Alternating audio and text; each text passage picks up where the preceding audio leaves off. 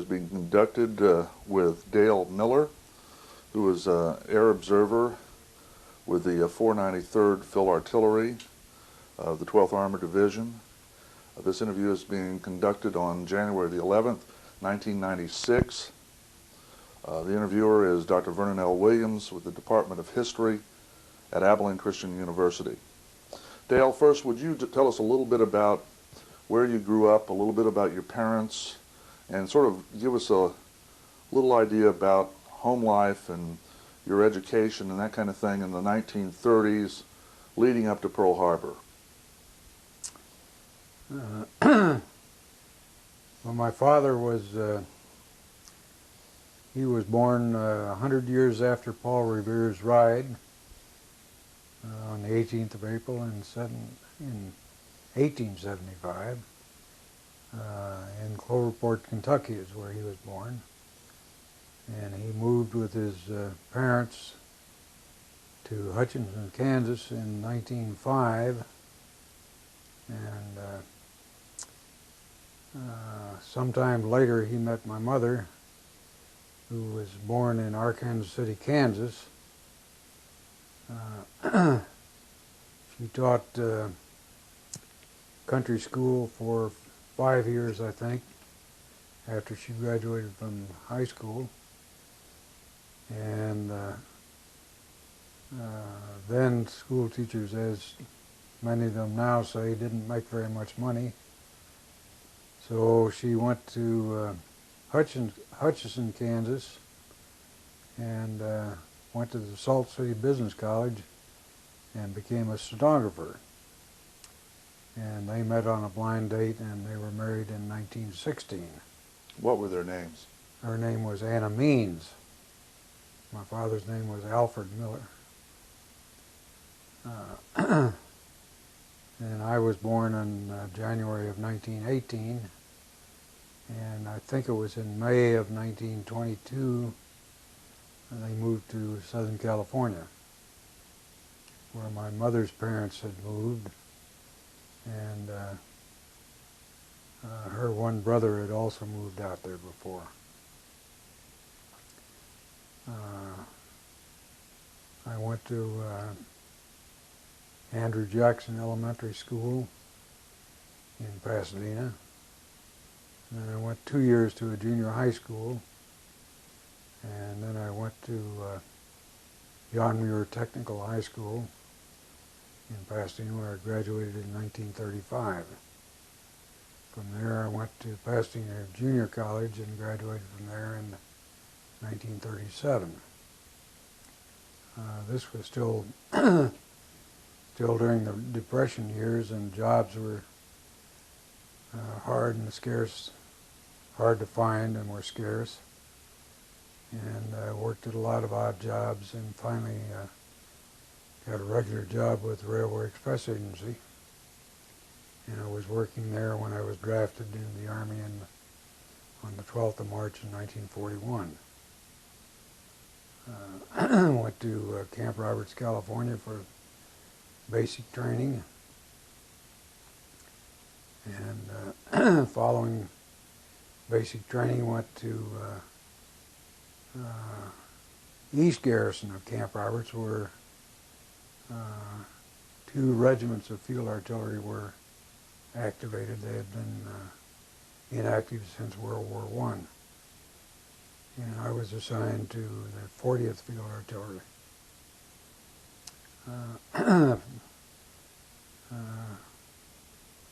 3 days after Pearl Harbor, we were moved to San Fernando, California, and lived in pup tents for about 6 weeks. And then we were moved out into an unfinished subdivision at the edge of San Fernando and lived in pyramidal tents. And then in July of 1942, I went to Fort Sill to OCS and graduated in October. I had met a young lady on a blind date while I was still in San Fernando, and we were married following my commissioning as a second lieutenant. When I finished OCS, I was kept at Fort Sill and taught gunnery in the OCS department for about 15 months. And then I was transferred to the 12th Armored Division. Where was the 12th Armored at that time? They were at Camp Barkley at that time. They'd already moved there. You remember the day that you arrived in Abilene and went out to Barkley? Can you remember any of those events that day? Well,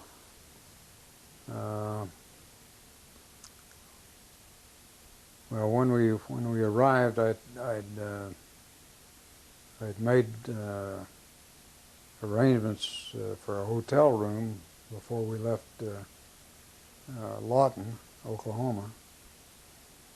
And when we got to the hotel, well, they said they didn't have any room, but they gave us a room for one night. And then the next day we went to Traveler's Aid, and they found us a place where we could stay with the family. And then I went out and reported into division headquarters, and I was assigned to the 493rd. Do you remember what the name of the hotel was? No. Or where it was at? Do you remember anything? Any details? I don't remember which one it was. I haven't the faintest recollection of what it was. The family that you lived with, did you stay with them very long? About a week. And of course the division had been there for some time, and it appeared that all the available housing was, incidentally, we had one daughter by that time. It didn't seem like there was any housing available, so my wife went home to California. About what time of the year was this? What year? In March of 1944. And so I stayed there and lived in the BOQ. The BOQs were really tar paper shacks that, I think we had 4 officers in each one of those little square buildings. We had 6 in the same size building at Fort Sill when I went to OCS. What about the company area? Could you tell me a little bit about what you remember of the 493rd area, the buildings, where the men stayed, well, all of the buildings were all temporary buildings, and as I recall, the area that we had didn't have any of the 2-story type barracks that were common at a lot of the temporary camps that were built. These were all 1-story buildings. Wooden frame buildings covered with tar paper on the outside. Let's see, the battery headquarters was in a small building. The mess halls were the same way. They were all 1-story buildings. Streets were all dirt, of course.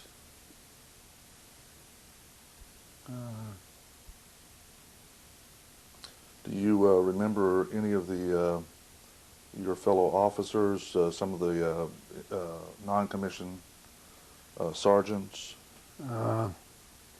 Well, for about the first 2 weeks, I guess, I was assigned to battalion headquarters, and then they did some reorganizing, and I was assigned to B Battery as the recon and survey officer. What did that mean? Reconnaissance and survey. What would be your duties? Well, the duties would be to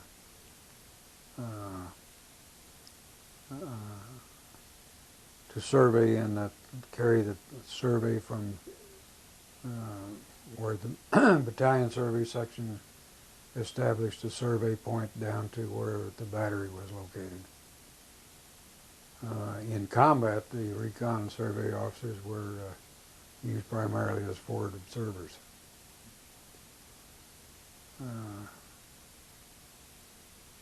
Who was the battalion Actually, I commander? got down there as I understood the division artillery commander was an officer by the name of Colonel Millis, M-I-L-L-I-C-E. I don't recall his first name. And the three battalions were about to undergo their battalion tests. And Colonel Millis had a friend who was, I think, in charge of the gunnery department at Fort Sill. And he either called him or wrote him a letter, said he would like to have three gunnery instructors who were about to be reassigned and assigned to the 12th, so they could fire the battalion problem on the battalion test. So there were three of us. One I was assigned to the 493rd, another one to the 494th, and one to the 495th. And I actually fired the battalion problem from one of the headquarters battery tanks, and I'm trying to remember the name of the officer whose tank it was.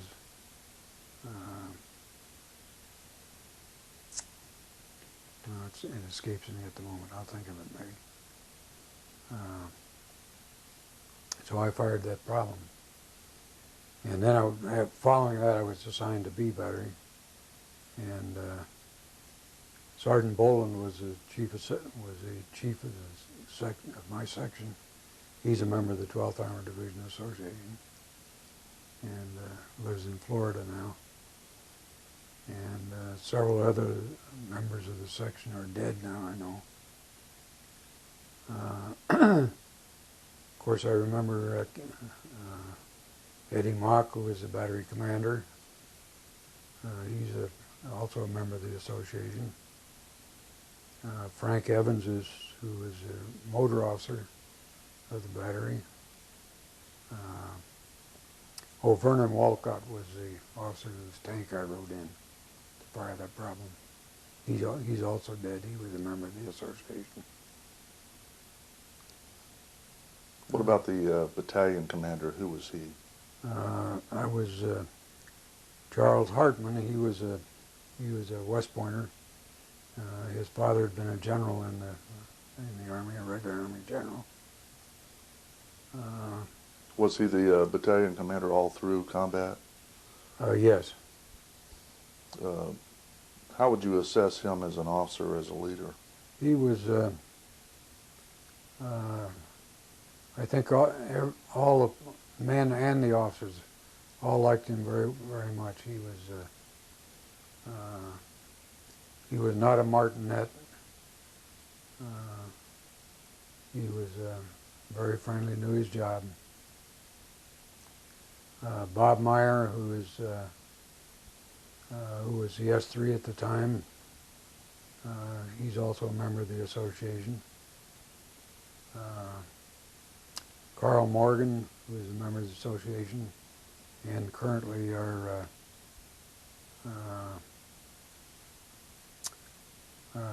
director at large of the association.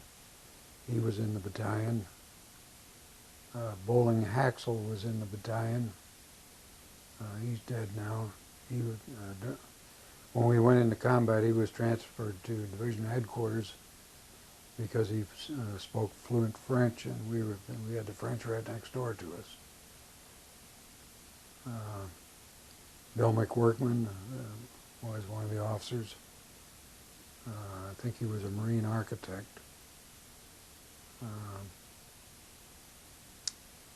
Paul Gosser was the executive officer of A Battery. He's still in the association. Rudy Muser was C Battery commander. He's still in the association. Wolf Nichols was the service battery commander. He's a member of the association. Let's see, who else is... Any other NCOs that stand out in your mind? Not really. Well, I remember the old sergeant major who was a regular Army sergeant major. He chewed snuff, and he always had a pinch of snuff in his cheek. And I got to be very good friends with the adjutant, Robert E. Lee, who died many years ago.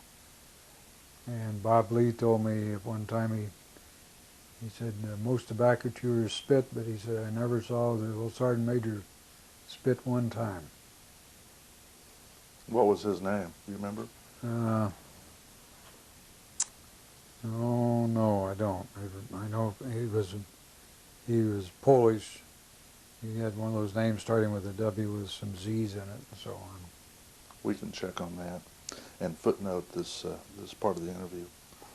As soon as and then we had the battalion personnel warrant officer. I remember him, Wilson Sullivan.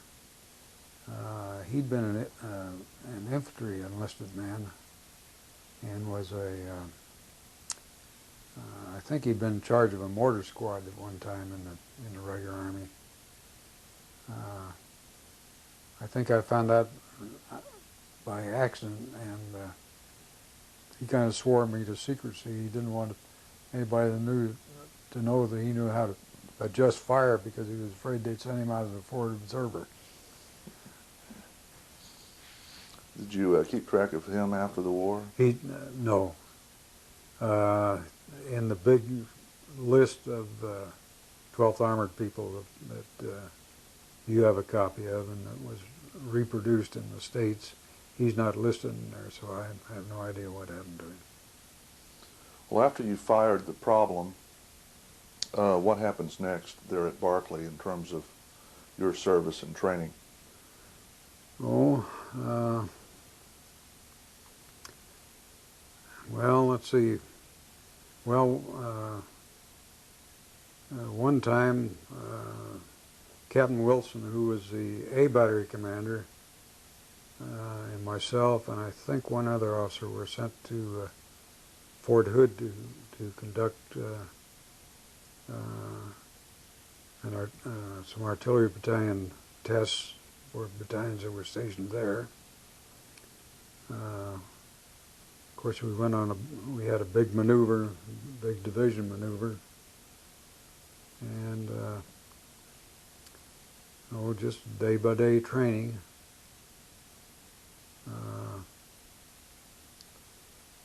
That brings to mind General Brewer.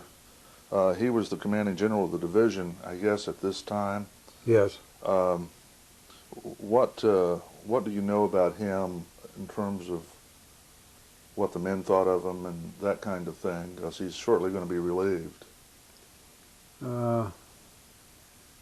Well, I'd rather not say anything about that. I have heard some things that I really can't substantiate. So. You've heard them since the war, during your time at Barclay? During my time at Barclay. And are you aware of any, were there any times where you came into contact with him or in his headquarters? During one of our local exercises, I was sent up to division headquarters as a liaison officer to just kind of sit in and see what I could hear and report back to the battalion. And I remember one staff meeting that he conducted when all the G's gave him their reports and their recommendations. And I remember hearing at least that he said, "That's fine, gentlemen, now we'll do it this way." So he's a man who knew what he wanted. Apparently so. What about the General Division maneuver? What was your role in that? I was out with my recon and survey section. actually acting as a forward observer.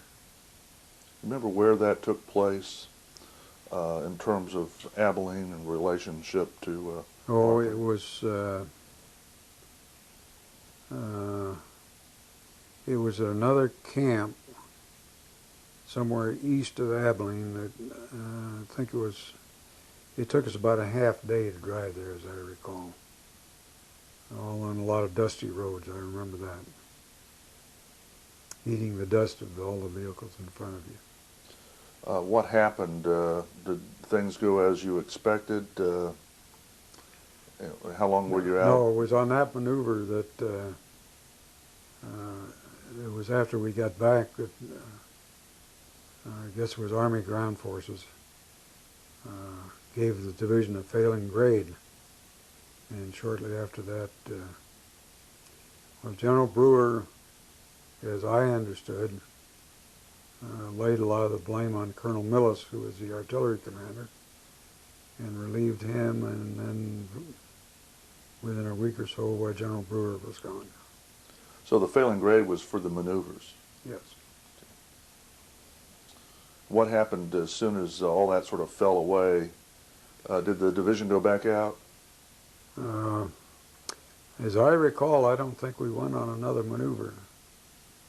And shortly after that was when we started packing all of our materials and building boxes to pack everything. Incidentally, Bill Crenshaw, who I mentioned, was one of the pilots, and he had gone through a civilian pilot training program. I've forgotten the name of it. We had 2 sergeant pilots in the artillery, and artillery did not take enlisted pilots overseas. They were offered commissions, and Bill Crenshaw took a commission as a second lieutenant, and the other sergeant didn't. I don't know what happened to him. I suspect he probably was sent over to the Army Air Corps and went overseas with the Army Air Corps because they did have sergeant pilots that flew liaison type aircraft. And Bill Crenshaw was put in charge of the box building detail. There was a funny story connected with it, which has been in the Hellcat News. I wrote it up some years ago. That he slept in the barracks. He was a staff sergeant, and at precisely at midnight he was already asleep, and some of the other sergeants and NCOs in headquarters battery picked up his bunk and carried him out in the middle of the street at midnight because they didn't want an officer sleeping in the barracks with them. Well, where do you enter the picture in terms of the air section? Well, I was still in B Battery when we went overseas, and all the time we were in England, and up until about 3 days, I think it was, before we started moving forward to go into combat. I was asked if I wanted to go and be one of the air observers, and I said that I would like to do that. I figured that would be better than being a forward observer out with the infantry and sleeping in the mud all the time. What happened to his other air observer? Did he have one up to that point? No, the TO&E did not provide for any air observers. They were only authorized in Europe in combat units. Before we get into that phase of division operations, let's back up a little bit. After you've packed up all the equipment, could you sort of talk us through the departure? We'd like to know a little bit more about loading up the train and where you went and how you got to England. Okay. I think as I remember, it took about a week or maybe a little bit more than that for the whole division to be put on trains, and we did not take any vehicles from Camp Barkley. We left all those vehicles in place. And we only took all the small arms, and I think what machine guns we had, we took those, I think. And we may have taken some tentage along too. I'm not certain about that, but no tanks or M7s or Jeeps or anything like that. Those were all left. So you all were traveling pretty lightly. Yes. Where was the trains in relation to the battery area? Was it very far away? That I really don't remember. I don't think it was too far, but of course there was a railroad spur on there at Barkley. Do you remember anything about that pulling out, loading up and pulling out? Not really. What about the train trip across? Would you go to Camp Shanks? Yes, yes. We went to Camp Shanks. That's where I think the whole division went to Camp Shanks. I managed to get into New York City one night went in with John Carlson, another one of the officers who's also active in the association. Remember what you did that night? Well, let's see. We stopped and we had a picture taken at one of the photograph stands along the sidewalk, standing at a simulated bar, and then somebody had told us that we should go to the Astor Bar and the bar in the Astor Hotel, and we went there, and then we got in with another group and went somewhere. Let's see, we went downtown to a bar, and then we went uptown to a bar. Now, I can't tell you where downtown and uptown in New York are now, but and then we got back to camp that night, and then the next day the Camp Shanks was closed down because whenever any unit was going to ship out, where the whole camp was closed down and nobody was allowed to go to town. And but it turned out that we were the ones. And so then I was on the advance party, went down to the ship, and as I recall, I think we had to walk a distance of about 2 or 3 long blocks, something like that. And I had something like, well, what we would call a garment bag now, but a little more than that, pockets on the outside and so on. And walking down that long distance, the handle broke on that. Let's see, we had a shovel hanging on one side and an entrenching tool, and gas mask, and musette bag. The officers had a bedroll, horseshoe form around that. And then I was made a hatch commander on the ship, which meant that I had all the compartments down that hatch. And then we had an officer in charge of each compartment.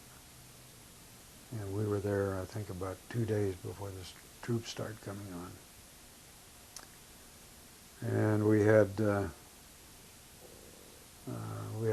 quite a smooth crossing going across the Atlantic. We had, I think, just one night we had a submarine scare, but no ships in our convoy were sunk. And we were supposed to go into France, into Le Havre, but a lot of shipping had been sunk by a German air attack. So we were diverted into England and wound up at Windmill Hill at Tidworth Barracks. And we were there about 6 weeks and did some training and held classes And got to London one time while we were there. What was the facility like there at Tidworth Barracks? Could you describe the structural They were layout? tents. They were wooden floors with pyramidal tents above. Uh, the facilities were not bad. I think we had showers and so on. You mentioned that just shortly before going over is when you volunteered to take over the air observer duties. Did you do anything? No, that was in France. Oh, it was. We were in England 6 weeks, and then we were in a rear area in France about 6 weeks. Okay, take us from Tidworth to, Okay. to And they took us by convoy, not in our own vehicles. And we went down to one of the ports, and I went across the channel on an LST, and we were told that was you could go across the channel 100 times and never has as smooth a crossing as we had, which was good. And then we were in a rear area at AFA, France, and our advance party went down to Cherbourg, and that's where they drew the vehicles. We got all new vehicles there. what about heavy guns and all of that? Well, that's where we get. When Everything. I say vehicles, our M7s, and which was a 105 howitzer mounted on a tank chassis, and all the deuce navs and jeeps and 3/4 ton trucks and so on. What'd you do for that time period before you moved into operations? A lot of physical training, and took the men out on hikes and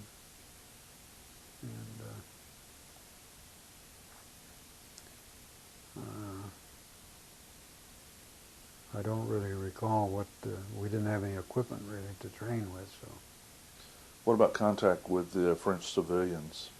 well, where B Battery was located, I was in nominal command because the battery commander was down with all the chief sections and drivers going the new vehicles. There was a great big long barn that had a second story in it with kind of a mud floor. It was big enough that we bedded down all of the enlisted men in up there, and it was owned by an old Frenchman, and his sister lived with him there, and they had a extra small house that they let myself and the 2 other officers use as our quarters. And I remember he invited us to dinner one night, and they didn't speak any English, none of us spoke any French, but when we landed in France, every man and officer was given a little phrase book with English and French, and they got out their English-French dictionaries, and we had dinner and some wine and so on, and we managed to get along. And as I wrote in something, I remember that the toast went very well. I found a votre santé in I think one of their dictionaries. I surprised them with proposing the toast to their health in French. What else is going on after you get the vehicles assigned? You have any further contact with any other French nationals or any other? I don't think so. Not at all. Well, take us through the opening days of combat for you. What was your experience? Well, after I went to the air, I went down to the air section just before the battalion started moving, And Charlie DuPont, who was the other observer, he had been in C Battery. He flew with my brother-in-law, who was my second brother-in-law from my second marriage, my present marriage. And we kind of patrolled the column and reported by radio to the battery commanders that their columns were getting too strung out or were closing up too much, and so that it would be a good road march. And we spent one night in Reims in a big Army hospital, and that's where I had my first taste of champagne. There was an officers' club there that apparently was able to get a good supply. And then we moved on up, and then when we got up to the front, we were relieving the 4th Armored Division. And I flew the first mission with a major who was the air officer of the 4th Armored Division. What they would do would be to take a pilot who was used to the front, would take an observer from a new outfit that was coming up and take him up, and or an observer from the outfit that was already up there would ride along with one of our pilots to show him what was going on. Where did you get the aircraft? Was that issued at the same time you got the vehicles? They got the airplanes they got in England and assembled in England, and then all the pilots flew in kind of a convoy, flew them from England to France, but there were no observers in the planes, just the pilots. Could you, just for the record now, name the 2 pilots and the other observer, and also tell us a little bit about the aircraft type, that kind of thing? One of the planes was flown by Carlisle G. Schumann. The other plane was flown by William T. Crenshaw, and our planes were Piper Cubs, L4s. Each battalion had 2 of those.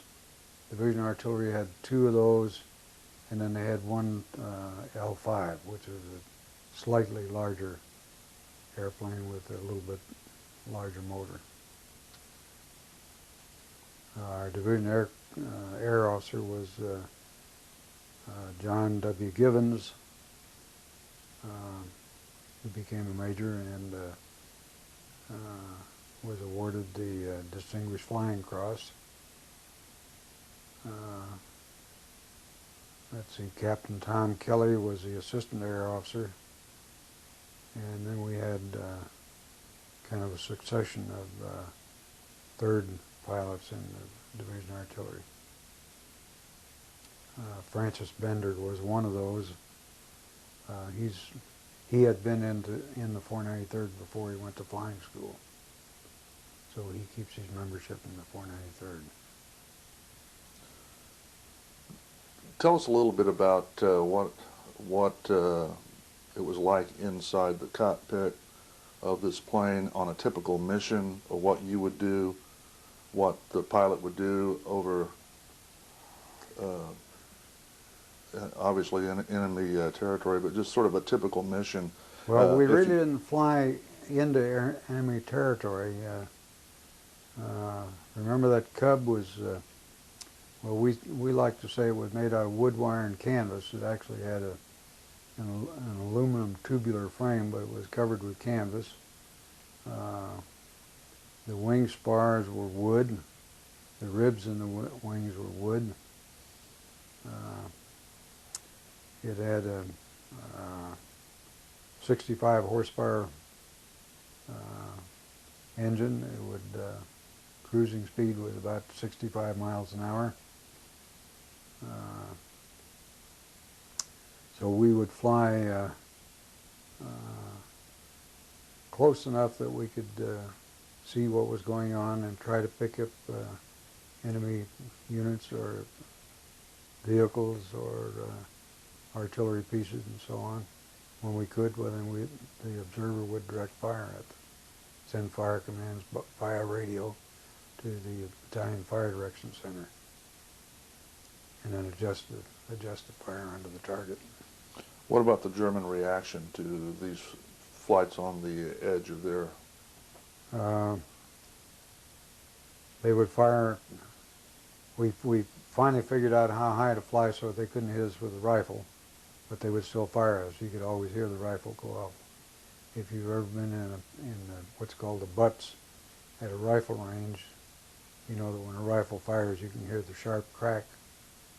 Well, it was the same way up in that Piper Cub. And they were firing at us all the time. We were very fortunate. Our plane, when the Crenshaw flew, we were hit twice, and that's when we got to Schweinfurt, where all the 88s were protecting the ball bearing factories. We were hit about. They didn't fire at us at all until about because our battalion was getting counter battery fire during the day, but the German artillery, the powder that they had didn't make any smoke and no flash, and all day long we couldn't pick anything up, and then about it was just about dusk, and finally I spotted a German artillery position and directed some artillery fire, and right away then they started firing at us, firing 12 88s at a time, because I counted the bursts one time, and every time those would go off, that little plane would rock around like this, and when we got down on the ground, we found a hole that was about probably 8 or 10 inches in diameter in the left wing. It just missed the aileron cable, and so our chief airplane mechanic patched it up that night, and we had the first mission the next morning, as it turned out, and we got hit again. The hole that time was about halfway between the first hole and me. And then about, I think it was about 12 or 1 o'clock, the 12th was relieved by the 42nd Division that went in to mop up. And we were given another mission and turned south. And I know Crenshaw and I, for two of us at least, were very happy that we didn't have to fly that Cub around Schweinfurt anymore. What about ground support on your planes? What did you have? Well, we had, you mean in our battalion air section? We had a chief air, a staff sergeant who was a trained A&E mechanic, and he had two helpers, and we had a couple of radio men and a driver. Altogether, we had there were 4 officers and 6 enlisted men in our air section. Then when the whole air section was together, sometimes the division would be pulled out of the line, but artillery is never pulled out of the line. So if the division was out, we'd be put in support of another division or something like that. But when we were all together, they finally sent 2 light tanks from one of the tank companies, from one of the D companies of the one of the tank battalions, or maybe one from one from another. And then we had a couple of anti-aircraft half-tracks to protect the airstrip. And when we were all together, why we ate better because we drew different rations. We had a mess truck then, and a couple of the field ranges, and a couple of cooks. And the division air officer, Johnny Givens, had been a mess sergeant before he went to OCS, so he'd frequently get up in the mess truck and help cook the meals, and well, kind of another funny story on the side. One of our men, he was an older man from, I think Flushing, New York, I think is where he was from. He didn't want to, he liked it back with the air section, because we were always back out of artillery range. And he wouldn't go up to the battalion, wouldn't go up, and his hair kept getting longer and longer. And one night, I told him, I said, Ed, you're either going to have to go up to the battalion, get a haircut, or you're going to have to go get a pair of scissors, and I'm going to cut your hair. So he was gone about 3 or 4 minutes, came back with a pair of scissors, and he said, well, you cut it. I'd never cut any hair before, so I cut his hair, and I guess I didn't chop it up too bad, and so pretty soon I was cutting more people's hair. I'd come down from flying a mission, and we went through one little German town, and they went into a German barber shop and got me some regular barber shears and a pair of clippers, and first thing you know, I was cutting hair for everybody in that whole big bunch of us, all the air section, these tank crews and anti-aircraft crews that we had with us. And one of the, I think it was one of the tankers, wanted to know what kind of a route order outfit this was that he was there with. He said, you got a major up in the mess truck cooking, you got a first lieutenant cutting hair. What about assigning missions? How was that set up? In other words, what was the pattern usually? Typically, you had 2 planes. Did they alternate? We'd alternate and relieve each other in the air. So do you have a plane up all the time during the day? All the time when we had visibility. Never at night? Of course, we didn't fly at night. Was there a reason why you didn't fly at night? Well, of course, for one thing, you wouldn't really be able to see anything, and for another reason, the Germans, I guess, had captured some cubs, and so the order was out that any cub flying at night is presumed to be German, and it's fair game for anybody to shoot at. It's a good reason. Good reason. So typically, how long did the mission take? In other words, how much flying time were you up before you got relieved? We could fly just a little bit over 2 hours before we ran out of gas. Do you ever have any close calls in that regard? On the night of December 31st, January the 1st, 44-45, our battalion was the division was out of the line, and we were in support of the 106th Cavalry Regiment, and they were holding a little salient pretty lightly, and I've forgotten the name of the river that was out in front, but along about midnight, or shortly after midnight, I guess it was, the Germans came across the river and were pushing the cavalry back, and we got the message that we needed to get out of there. So we decided, well, we'll go ahead and fly the planes out. Our 2 pilots had reconnoitered and found a suitable place to take off from and land. Most of the time we flew off of just a fallow strip on some farm. And so, oh, and Lieutenant Schumann had been in a vehicle accident. The driver had turned over, and Gus's shoulder was dislocated.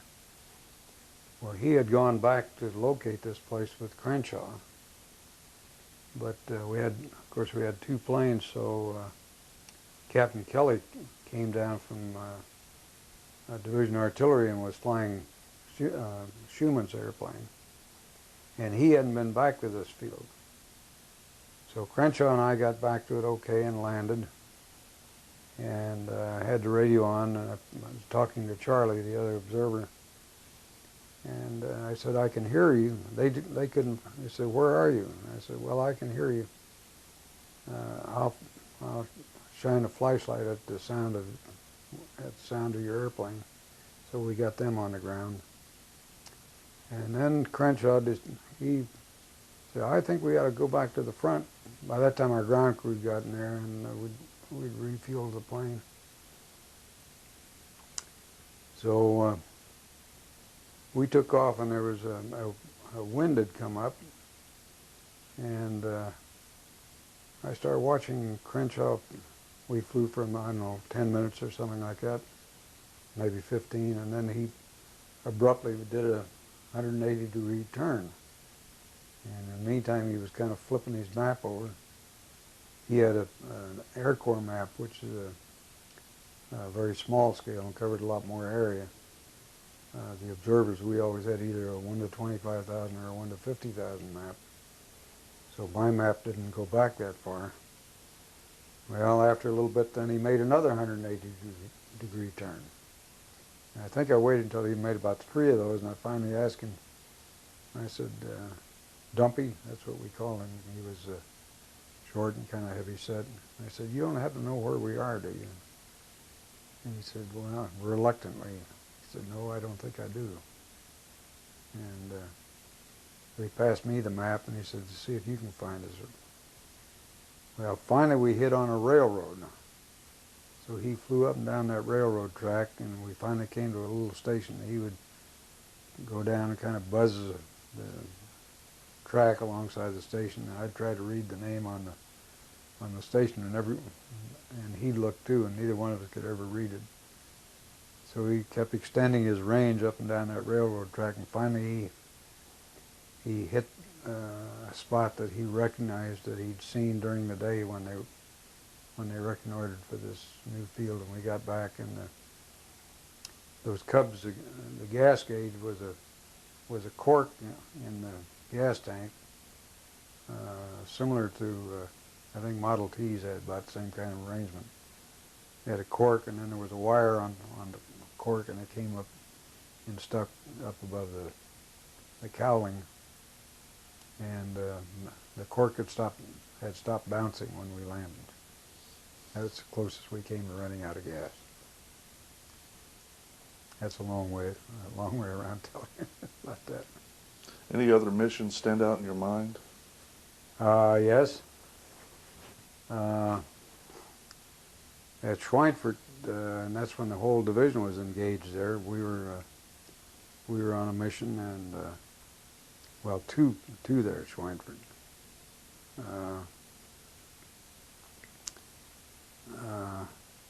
I was firing on it, adjusting fire on a target, and he was just about to make a turn.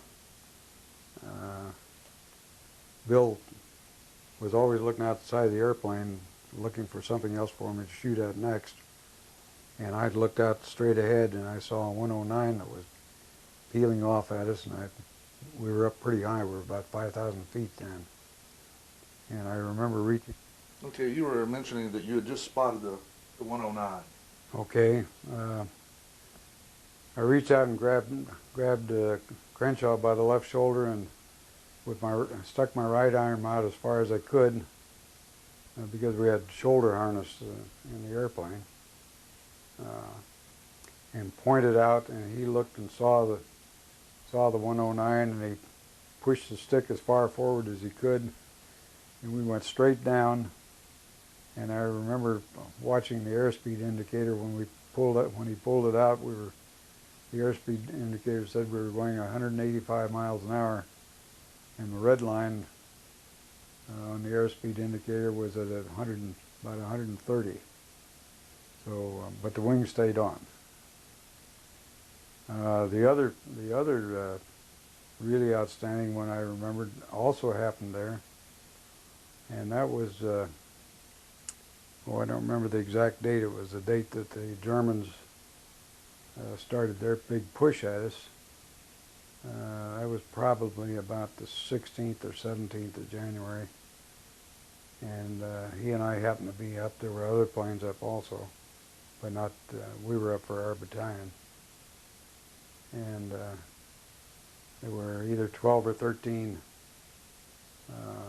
German tanks came out of the town across the bridge. There were about, I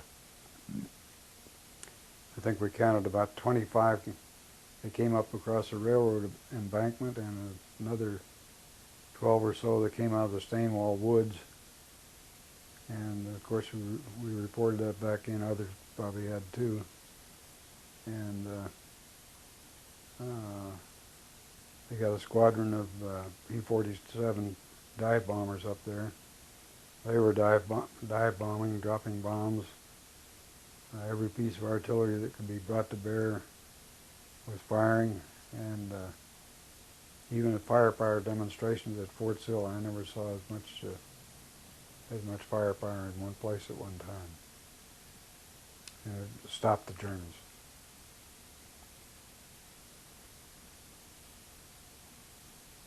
Any other missions that come to mind that you might want to mention? Incidents, people that you encountered?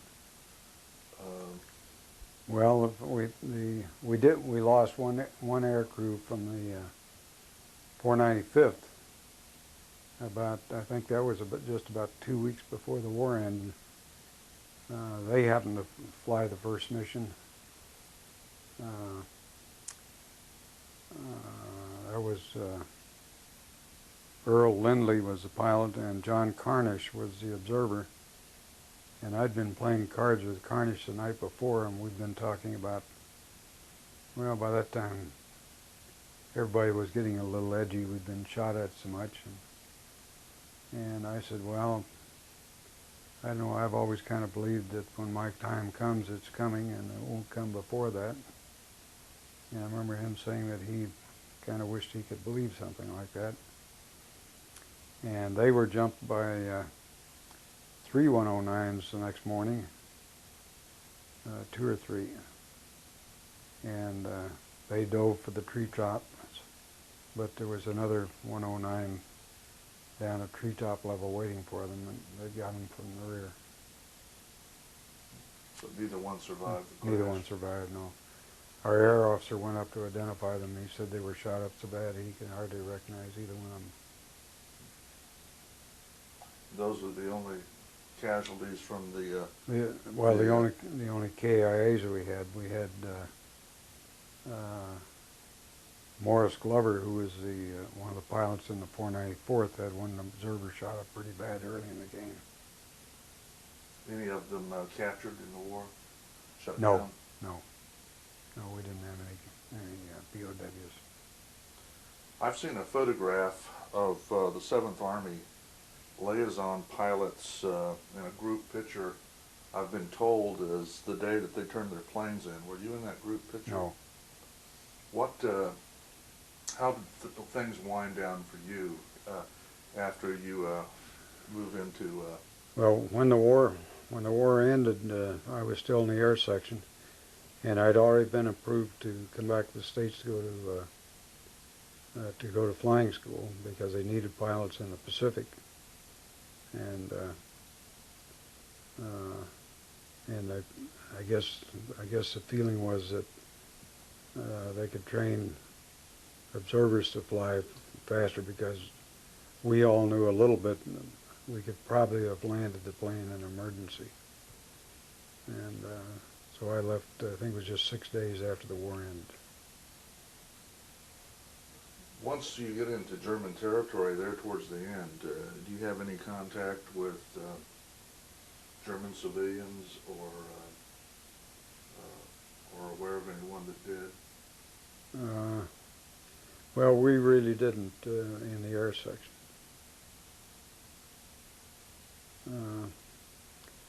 I know that I know that as soon as the war ended, all the units in the headquarters and so on moved into German buildings.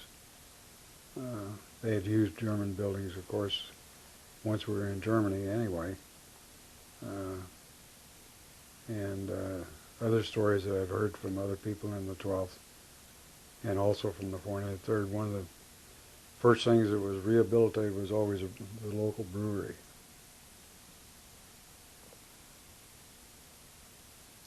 Well, what happened once you get back to the United States, once you take us through, at least to your exit from the military, at least for the first time anyway?